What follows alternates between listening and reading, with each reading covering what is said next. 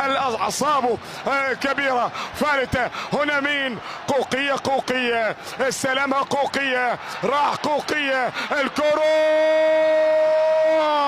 صافرة بوجود خطأ، صافرة يا مهند.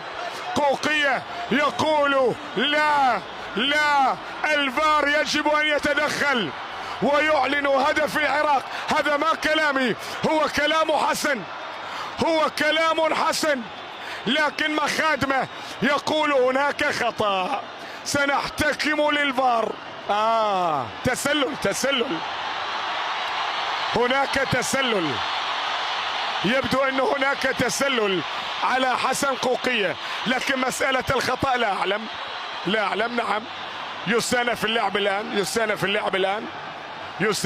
الان لانه كان قوقية في